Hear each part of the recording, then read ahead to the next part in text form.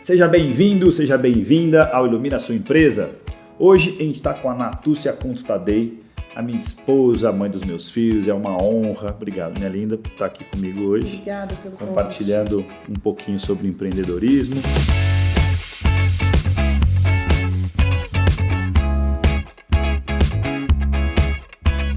E ela foi a grande musa inspiradora do Ilumina.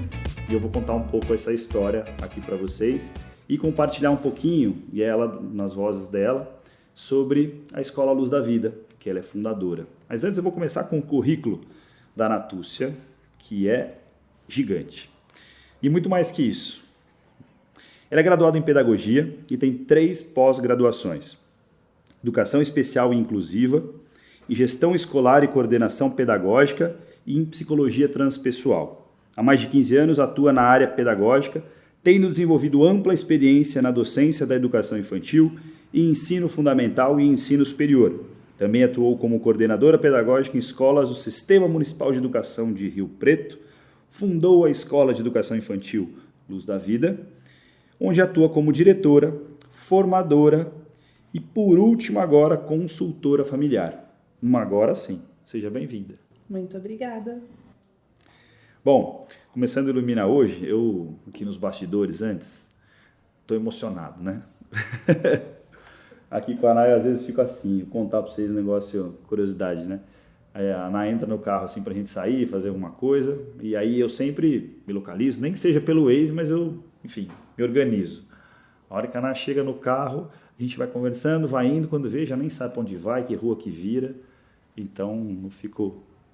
Acho que é a paixão, sabe? Muita emoção ao lado dela. Ná, quero que você conte um pouco sobre a Escola Luz da Vida. Acho que na tua formação mesmo. Conta um pouquinho da tua história. Tem uma coisa que não está no teu currículo, mas que eu valorizo muito, que foi a tua formação como pedagoga. E para você conseguir se formar como pedagoga, você teve um desafio gigante de trabalhar na Escola da Família. Então, conta um pouco da tua origem, um pouco da tua formação e essa sequência até um pouquinho onde a gente está hoje. Vou fazer uma linha do tempo com a Natúcia hoje. É meio longa essa linha do Manda tempo, ver, hein? Tem isso tempo. Isso é boa para resumir as coisas. Então vamos lá, né? Bom, eu me entendo por educadora desde muito cedo. Desde que eu me entendo por gente, eu tinha 12 anos e eu começo já a ministrar, conduzir crianças bem pequenas num espaço de educação, né? E a partir daí, bom, já sei que quero ser professora, mas a minha família é muito simples, para pagar a universidade não era tão fácil, tinha oportunidade talvez de estudar fora, mas já tinha uma irmã estudando fora e isso onerava bastante também a família, e eu também não tinha muita pretensão de sair de Rio Preto, e naquela época a gente não tinha pedagogia na Unesp como hoje tem, né? Então eu escolhi estudar numa universidade também, na Unip, era bem bacana, e ali oferecia bolsas junto com o Estado de São Paulo, que era Bolsa Escola da Família, chamava. Então para isso a gente precisava trabalhar de sábado e domingo para conseguir custear a faculdade. E aí eu recebia bolsa 100%. Só que, como eu sempre fui ambiciosa, posso dizer assim, eu queria mais, né? Então eu também trabalhava durante a faculdade e em estágios remunerados, porque só pagar minha faculdade não era suficiente, eu tinha que comprar xerox, pagar transporte e tudo mais. E eu queria sempre a independência financeira, né? Embora os meus pais também pudessem me ajudar de alguma maneira, mas eu fazia questão desde muito cedo de ter aí, né, as minhas contas pagas por mim mesma. Isso era uma questão de orgulho para mim, que depois vai entender por quê, né? Mas naquela época era assim que funcionava. Eu queria ter o orgulho de dizer, bom, pago tudo, todas as minhas continhas. E aí, por isso, então, eu comecei a fazer os estágios em escola. Era um período em escola e em outro período na biblioteca municipal. Trabalhei por todo o tempo da faculdade. E a Escola da Família era uma vez por mês? Não, todo sábado e domingo. Todo sábado e domingo. Era, das 9 às 5. Agora tem ainda Escola da Família, mas está mais leve, está mais tranquilo. Naquela época era das 9 às 5, no sábado e no domingo. Então você estudava que horário? De manhã? À noite. Você estudava à noite, trabalhava das 9 às 5 de sábado e domingo e fazia os estágios? Durante a semana. Então foi um período bem doido mesmo, que eu falo que é aquela fase que a gente dá conta de fazer isso, né? bem novinha, eu tinha bastante energia, então trabalhava mesmo de segunda a segunda e tinha ainda os trabalhos da faculdade para dar conta de fazer, né? Então eu fazia os trabalhos geralmente de sábado ou de domingo mesmo, quando eu chegava da escola da família, depois das 5h30 que eu chegava em casa, e aí ia até umas 10, talvez por aí, fazendo os trabalhos, e eu fazia bastante, estudava bastante mesmo, né? Eu sempre me dediquei muito na faculdade, gostava demais, desde o começo já da graduação, eu gostava daquele conteúdo de estudo, e por isso me dedicava tanto. E até o meu primeiro estágio eu consegui mesmo porque eu me destacava na sala por gostar tanto dos estudos, da pedagogia. E aí uma das professoras da faculdade, que também era coordenadora do curso, me indicou numa escola para eu fazer estágio, e aí eu começo a minha jornada já mais voltada para o universo profissional dentro da escola, né? E a sequência dessa jornada para você chegar... Você trabalhou também como né? professora, Sim, nessas como escolas. professora. Quando eu me formo, eu já sou contratada numa das escolas, que é a Copem, e ali eu considero como meu berço pedagógico, né? Trabalhei ali durante toda a graduação de pedagogia e depois, na sequência, como professora do ensino fundamental. E fiquei trabalhando durante uns 4, 5 anos, mais ou menos foi isso. Também trabalhei em outra escola bem importante aqui em Rio Preto, que é o Colégio São José. Então, trabalhava em 2 escolas bastante diferentes, com propostas pedagógicas diferentes, e aprendi muito nessa diferença, sabe? Porque quando a gente tem um berço pedagógico, a gente às vezes acha que é só ali, né, que funciona, é só daquela maneira que dá certo. E quando eu tive a oportunidade de trabalhar num colégio diferente, eu também aprendi muito. E aprendi, sabe, uma coisa que eu sempre digo, e foi... saindo de uma escola e vestindo outra roupa, literalmente eu tinha jaleco para trabalhar no São José, eu vestia outra roupa e eu entendia que cada família tem o perfil para determinadas escolas e que não tem a melhor escola. Ali já foi uma virada de chave para mim, não tem uma melhor escola, existe a melhor escola para cada família. E eu respeito muito tanto uma escola quanto a outra. Quanto uma outra escola também que trabalhei, né, na Unip, quando eu volto para dar aula na faculdade. Foi uma jornada bem importante. Eu sempre fui apaixonada pela docência e, como eu disse, né, me dedicava bastante aos estudos da pedagogia. E aí surgiu uma oportunidade para eu ser docente também nas matérias de práticas pedagógicas e também de Libras, na educação especial. Então, eu ingressei na pós-graduação e comecei a dar aula na Unip. Então, foram lugares assim onde eu aprendi muito como professora e mais do que aprender sobre a prática pedagógica, eu aprendia a relação entre a teoria e a prática. Ali eu acho que eu começo a me tornar alguém que se diferencia na carreira profissional. Quando eu tenho que dar aula na faculdade, às vezes até sobre assuntos que eu nem dominava tão bem, sabe? Eu precisava estudar muito, muito, muito para dominar aqueles assuntos. Eu acho que você lembra do tanto que eu preparava aulas, assim, incessantemente. Chegava da faculdade, às vezes ainda ia preparar aula, porque nessa época a jornada não parava, né? Assim, continuava sendo bastante intensa, de manhã, de tarde e de noite. Alguma vez? Eu acho que não. Parou um pouquinho, quando eu passei no concurso parou, né? Mas né, naquela época ainda eu continuava nessa jornada bastante intensa de muito foco mesmo, né? No trabalho, no desenvolvimento, porque eu era muito comprometida e sou comprometida, né? Mas naquela época especificamente com as crianças, com as famílias, com a entrega mesmo, e na faculdade com os alunos que estavam em formação, né? E então precisava mesmo dessa dedicação toda. E aí foi quando eu soube que ia ter um concurso público em Rio Preto para a função de coordenação pedagógica e direção e professores. Eu decidi prestar para professora, e aí alguém me incentivou, presta de coordenação também. Prestei, passei, e foi quando então a jornada de trabalho diminui, porque eu vou atuar na coordenação pedagógica, e de 65 horas semanais eu passo a trabalhar 40 horas semanais, e isso é bastante significativo, né, essa diferença. Eu descubro que tem vida após as 6, vida sem trabalho, né, porque eu sempre ia direto para a faculdade, dar aula, e aí eu fico ali, diminui bastante a carga horária, eu consigo também realizar muitos trabalhos significativos, né, Ali começa também uma jornada de empreender, né? Porque era uma escola nova, junto Sim, com Você foi para onde? para o Cirino Vaz de Lima, que é no Nova Esperança, é um bairro bastante periférico aqui da cidade. E era né? o primeiro ano da escola, né? Ela tinha acabado de ser construída. Eu tomei posse no serviço público no dia da inauguração da escola. Eu cheguei e a escola estava sendo inaugurada. E o bairro Nova Esperança é um bairro novo naquela época, foi em 2000 foi em 2012, né? 12. E ele tinha sido inaugurado no ano de 2011 e a escola em fevereiro de 2012. Então era uma escola bem grande, 22 salas. Quantos alunos em média? Tinha mais ou menos 700 crianças ao todo, assim, 350 por período, mais ou menos. Então, eram 22 professoras, né? 11 por período, que estavam sob a minha coordenação, e da Ana Paula, que era a diretora, minha querida amiga. Aprendi muito com ela sobre gestão. As jornadas juntas. Nossa, demais. Foi um período de muitos aprendizados. Ela era bastante experiente, eu muito novata na gestão, né? E muda muito a gestão de pedagógica para sala de aula, porque, na verdade, a prática é totalmente diferente. Sim. É coordenar pessoas, sendo que você estava ali com crianças.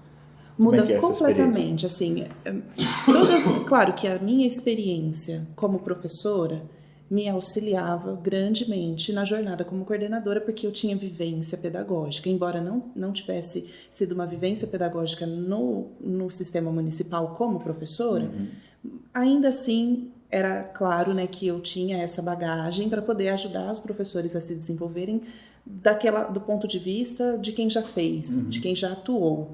Né? Porque quem vai atuar na gestão pedagógica sem ter trabalhado, né, sem pisar no chão da escola, assim, tem uma dificuldade maior. No entanto, assim, lidar com pessoas, coordenar pessoas adultas, gerenciar processos, isso, poxa, era uma grande novidade. Eu apanhei muito, né, para aprender, porque eu achava que era muito mais simples do que era e, de fato, foi bem desafiador. E o Pedro nasceu nessa época, né? Foi em 2013 que ele nasceu. Você estava no segundo ano, então, como coordenadora pedagógica. Isso. A gente engravidou em 2013, 2012, né? E ele nasceu em 2013, então foi no primeiro ano em que eu estava atuando como coordenadora que eu engravidei. Nós decidimos, né, engravidar, ter filhos, porque sobrou esse tempo. E, bom, agora é possível viver outra experiência que não seja só o trabalho.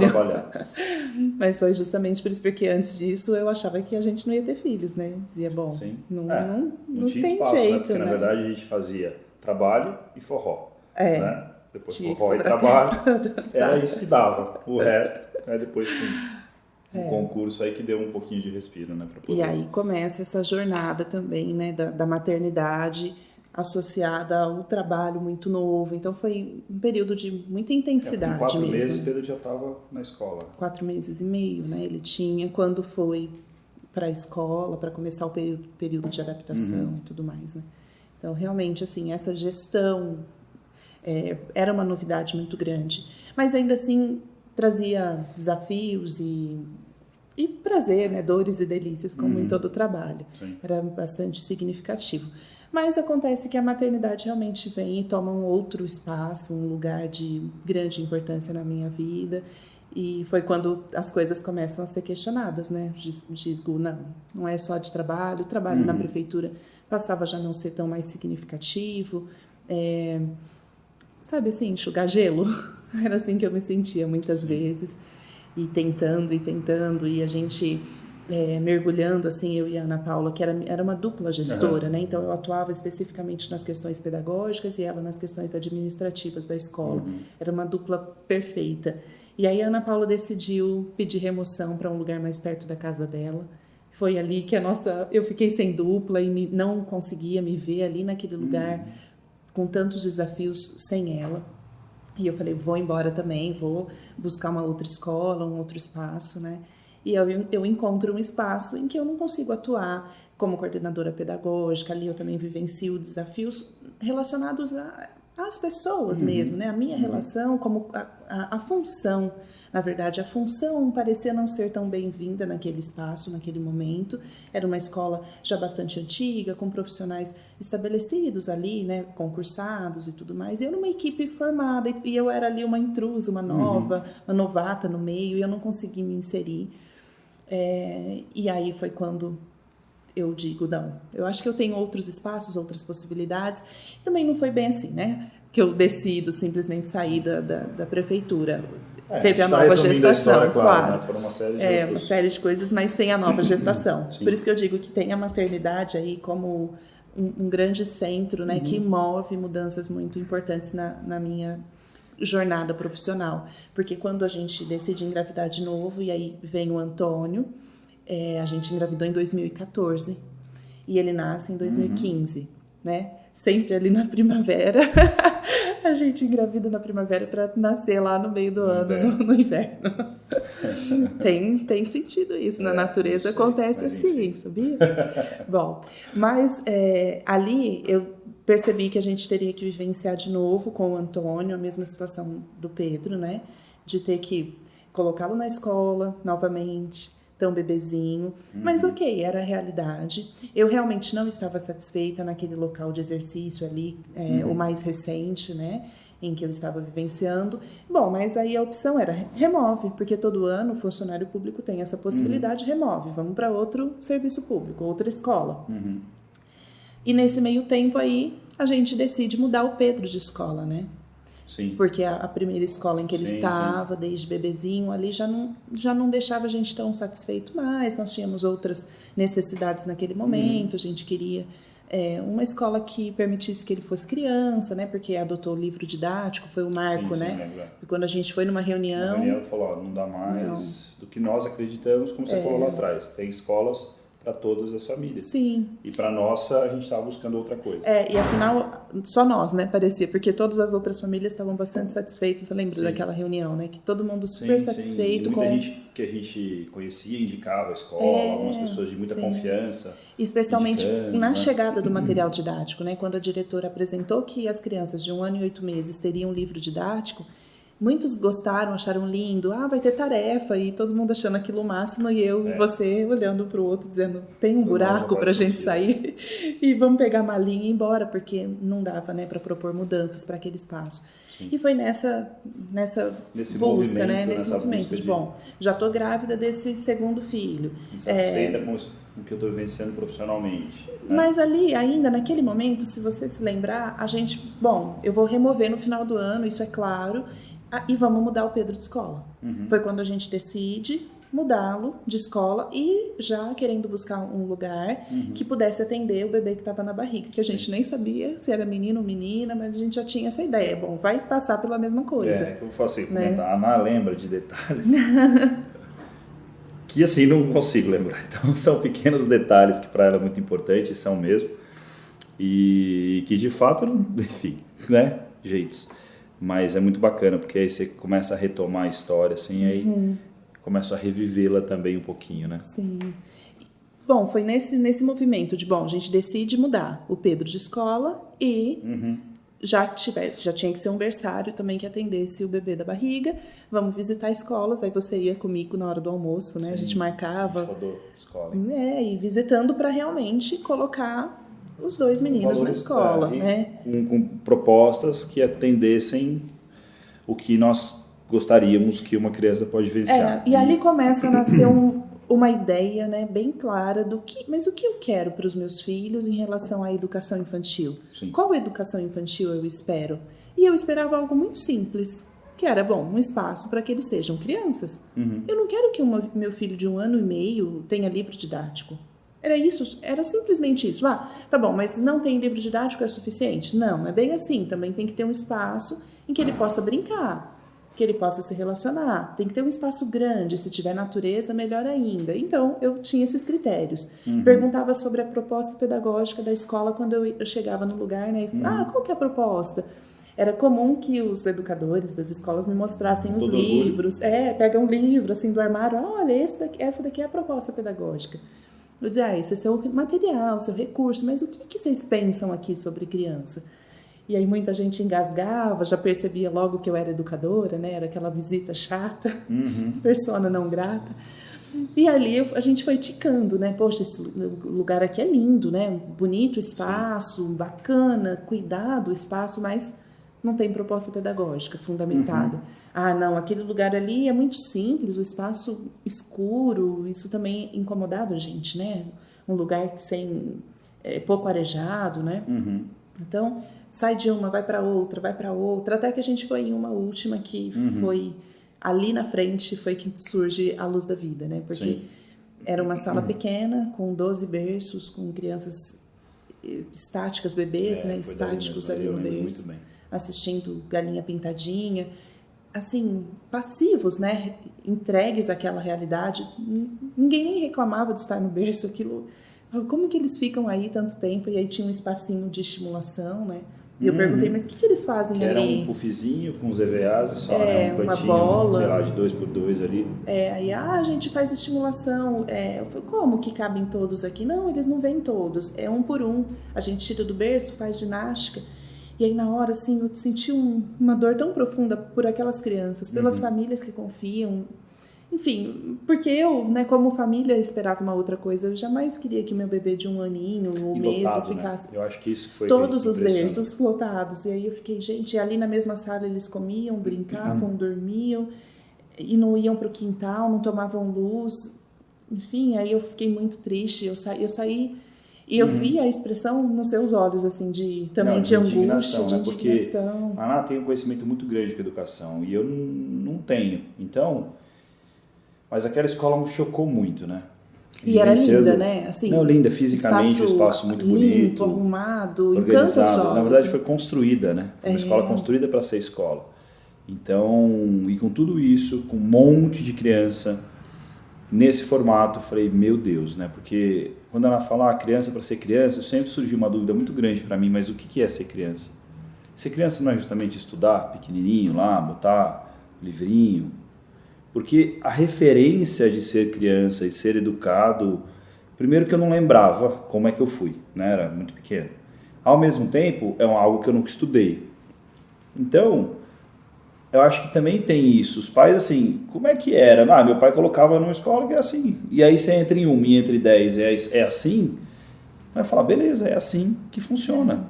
E ali aquilo era claro para mim, só que eu também não tinha certeza. Bom, e o que a gente faz então? Foi quando você disse... Você percebeu que não tem? Vamos montar uma. Eu falei, você tá louco? O que eu faço? Montar uma escola, um bebê na barriga, funcionária pública. 1 ano e pouco, né? Ele tinha 1 ano e meio. Eu dizia, imagina, tá louco, né? Mas, claro, que a pulguinha ficou atrás da orelha, né? E eu fiquei realmente movimentando essas emoções todas de, mas já pensou? Como seria, né? Construindo esse sonho.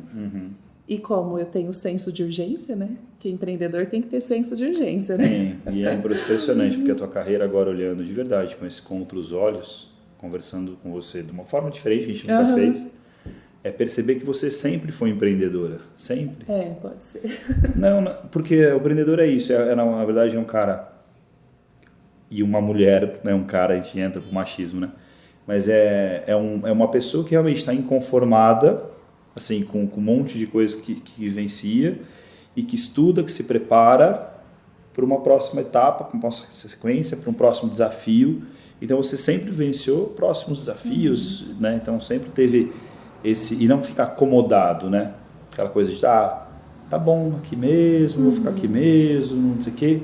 Esse não é o perfil empreendedor. Você nunca gostou de ficar parado. Assim, aliás, a lógica, né, no serviço público, quando eu conversava até com outras coordenadoras que vivenciavam insatisfações, que também se sentiam enxugando gelo, mas diziam, bom, Natúcia, é assim, minha filha, para de idealizar. Eu também era assim na tua idade, quando eu era novinha como você, isso passa.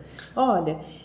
você tem que trabalhar, você viajar, distrair depois nas férias, mas não se coloca tanto aqui, não fica vivendo para trabalhar. Você tem que trabalhar, como que é o ditado? Tem que trabalhar para viver, não é viver para trabalhar. Então, enfim. Mas aí eu juro para você que eu até tentei, né? Nos 6 meses que eu passei ali naquela última escola, em que eu não tinha possibilidade de trabalhar e que eu ficava na secretaria e não realizava o trabalho de coordenação, eu tentei. nossa, é tão fácil isso aqui, vem aqui, cumpre o horário, né? Vai tocando esse barco. Você tentou. Viveu uma vida com horário de almoço, com descansar um pouquinho depois do almoço. Sim, 3 minutos de casa, né? O trabalho, rapidinho. Mas é uma coisa que te movimentava de um jeito que eu não consigo ficar aqui. Não, e aí, não juntando dá. o que a gente percebeu e falou, puxa, vamos abrir, e aí? E abrir para atender a própria necessidade, né? Porque quando eu comecei a construir esse sonho, eu falei, mas será que vai ter gente que também é insatisfeito como a gente? Foi quando, é importante eu dizer, né? Foi quando a gente encontra, assim, uma escola para mudar o Pedro, Sim. que foi o Infantário dos Sonhos. Sim. Ali, quando eu entrei naquela escola e conversei com a dona, que é a Ana, a quem eu honro muito a caminhada e a jornada. Eu adoro. Ali eu entrei e falei, Ana, você abriu a escola dos meus sonhos. E a gente estava justamente nesse movimento já de vamos abrir uma escola, porque não tem. E aí quando eu entrei ali, eu falei, Diogo, mas agora tem. Realmente o Pedro já estava atendido, muito bem atendido. A Ana acolheu ele no período de adaptação, na mudança de escola, né? Ela ficava com ele no colo, ela cuidou dele, chorava. Foi bastante intenso para todos. Para todos nós, né? E aí eu falei, bom, agora já tá ok, né? Se eu queria uma escola para atender os meus filhos, agora já tem. E tem, Sim. tanto que tem até hoje, tá lá atendendo muito bem as crianças. Mas eu acredito, vai dar. Tinha ainda alguma coisa que não era então mais só a mãe dizendo eu preciso abrir uma escola para os meus filhos, mas era essa profissional que começa a atuar na área da educação. Inconformada mais uma vez. E eu, muito insatisfeita então com o meu serviço público, dizia, bom, ou eu posso exonerar e voltar da aula nas escolas particulares, que eu saí de todas elas com as portas abertas. Eu sabia que se eu precisasse, se tivesse vaga, eu poderia concorrer a essa vaga.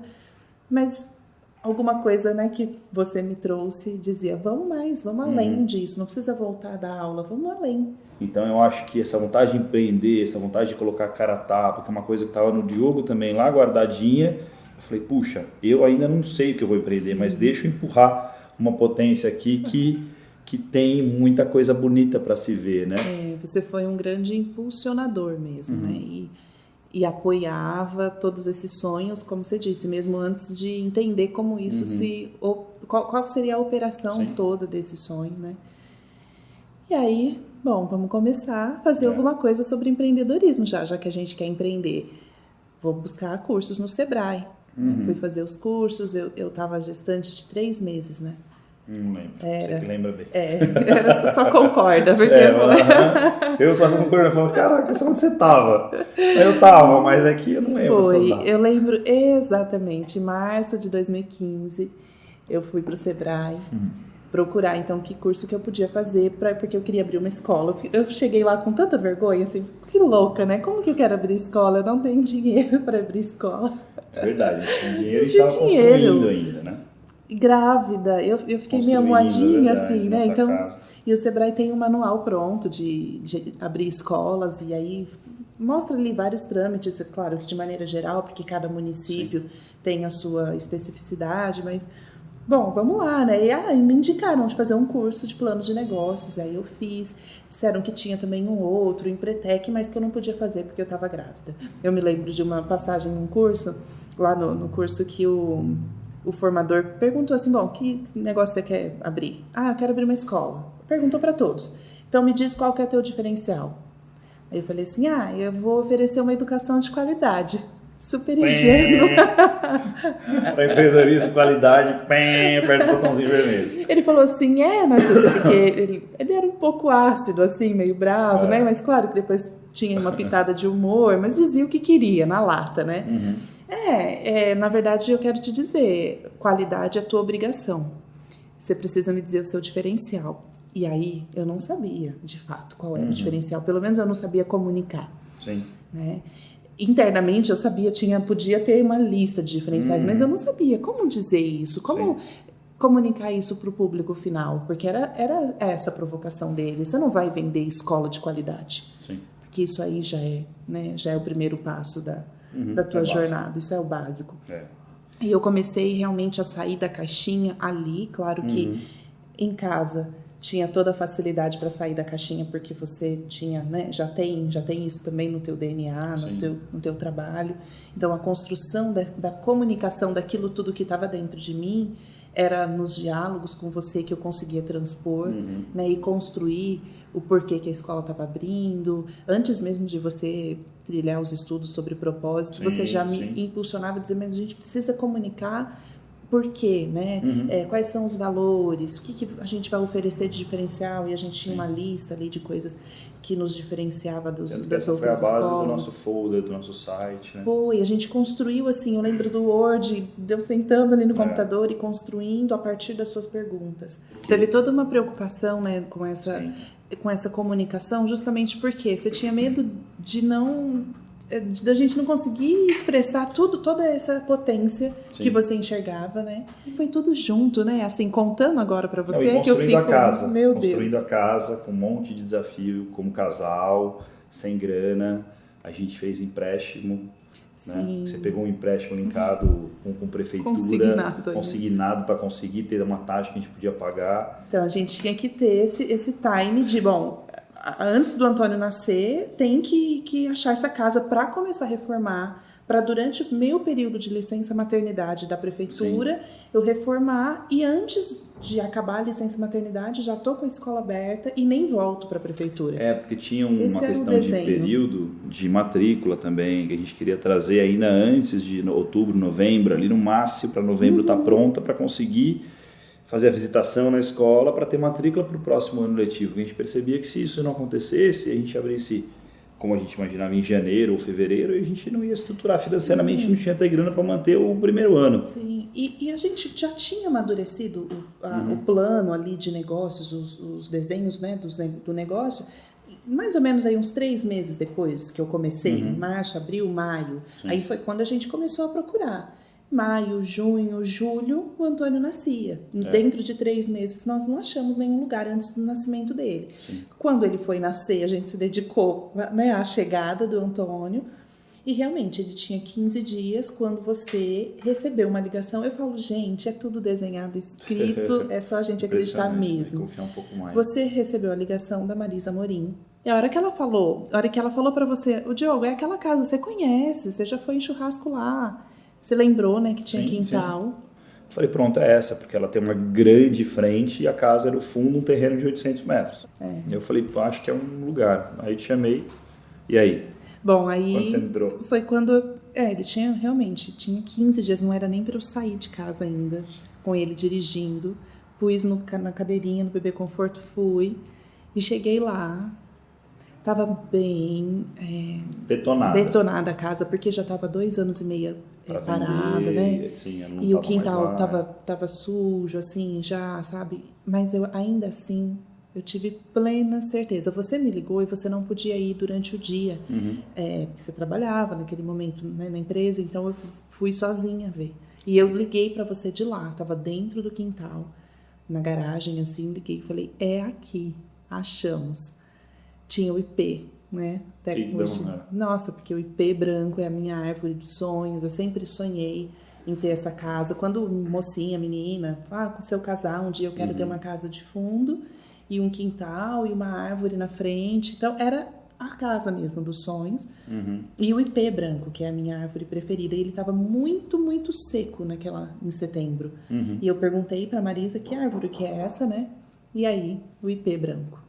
Bom, lá, então você falou que encontrou o IP, a casa do seu sonho, e aí com o Antônio com 15 dias, né? Gente, começa a jornada da reforma. Nossa. Que era para ser baratinha, rapidinha. Pequenininha, coisa simples, é só fazer um negocinho aqui e ali, como diz teu pai, que é pedreiro, né? Isso, sempre me animando, né? Dizendo, vamos lá. Eu e ele, né? 2 entusiastas, né? Dois entusiastas. Passa uma tinta na parede aqui. Passa um negocinho aqui, quebrar uma paredinha ali, coisa simples, Carlão, vambora.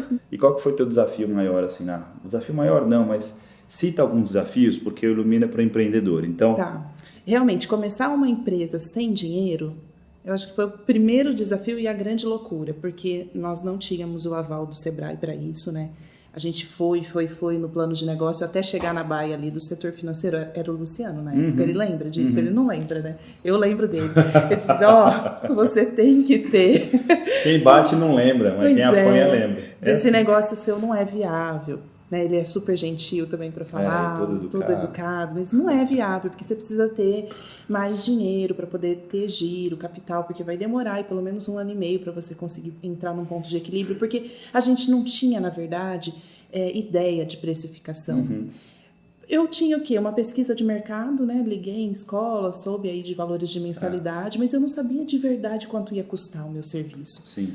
Porque eu não sabia de verdade como ia funcionar na prática aquele sonho todo. Imagina para vender isso, imagina, que loucura. Você fez isso mesmo, nossa.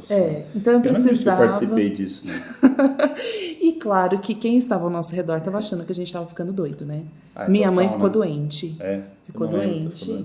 Ficou, imagina, sair do serviço público com um bebê recém-nascido, com um filho de menos de 2 anos. Tudo garantidinho, tudo certo. Não, construindo a casa, tirando... Meu pai nem demorou para saber, né, que a gente vendeu o apartamento e o dinheiro da venda do único imóvel que a gente tinha foi inteirinho para a reforma sobrou nada do empreendimento. De giro, que a gente fez e isso não se faz, né? Vamos falar aqui, porque às vezes vai que a gente inspira o povo a ficar doido. Não é exemplo. Não é um bom exemplo de como começar. Não é.